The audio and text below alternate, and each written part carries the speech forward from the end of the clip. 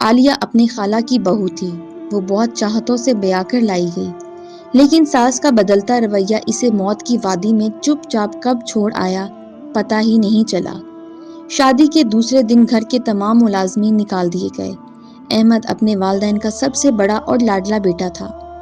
دیہات میں رہنے والا حمید اللہ کا یہ خاندان اپنے مال مویشی اور ذمہ داری میں اپنی مثال آپ تھا، لیکن رواج کے مطابق بیٹے نے مڈل تک تعلیم حاصل کی اور نوکری کے لیے دبئی چلا گیا۔ 2 سال دل لگا کر اتنا کمایا کہ والدین کی خوشی کا ٹھکانہ نہ رہا۔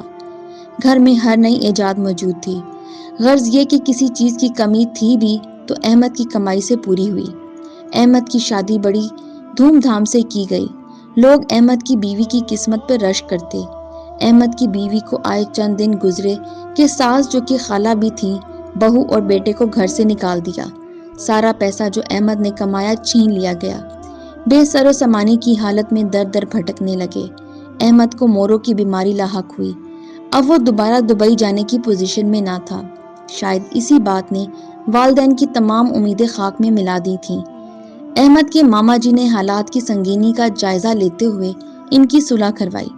صلح زیادہ دیر پا ثابت نہ ہوئی۔ دونوں کے لیے زندگی تنگ کر دی گئی۔ اولاد کی امید لگی تو ایک بار پھر سے خالی ہاتھ گھر سے بے گھر کر دیے گئے۔ اللہ پاک نے بیٹے کی نعمت سے نوازا، مگر خوشیاں ان سے کوسوں دور تھیں۔ بیٹے کی پیدائش کے بعد سے عالیہ بیمار رہنے لگی۔ ادھر شوہر کے والدین سے گرما گرمی سے پریشان رہنے لگی۔ ہر وقت رونے کے علاوہ اسے کوئی کام نہیں تھا۔ ساس کی جلی کٹی اور بیٹا چھین لینے کی باتیں اسے چین نہ لینے دے رہی تھیں۔ احمد کے پاس بیوی کے علاج کے لیے روپیہ تک نہ تھا۔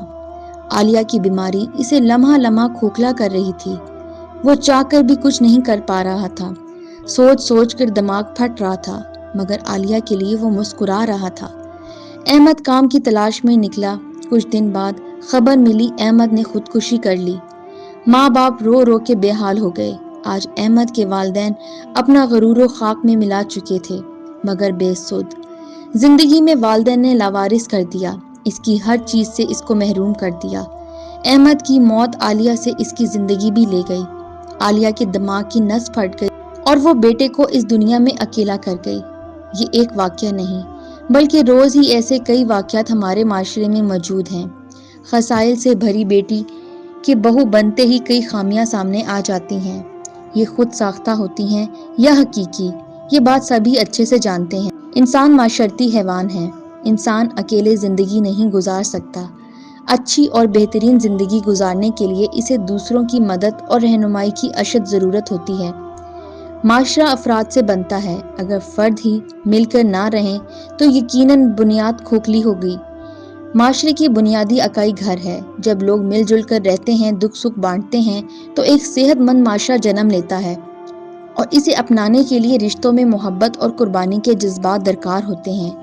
ہمارے معاشرے کا ایک اہم کردار بہو ہے، وہ لڑکی جسے ماں باپ بچپن سے جوانی تک سر کا تاج بنا کر رکھتے ہیں۔ جب پرائے گھر جاتی ہے تو خود پرائی ہو جاتی ہے۔ والدین، بہن بھائی، سہیلیاں اور رشتہ دار پل بھر میں بیگانے کہلائے جاتے ہیں۔ سسرال ہی تمہارا اصل گھر ہے۔ بیٹی کبھی اس گھر کو چھوڑنا نہیں۔ ڈولی اٹھی ہے، اب جنازہ ہی جائے گا۔ والدین کی نصیحتیں بیٹی کا دل چیر دیتی ہیں۔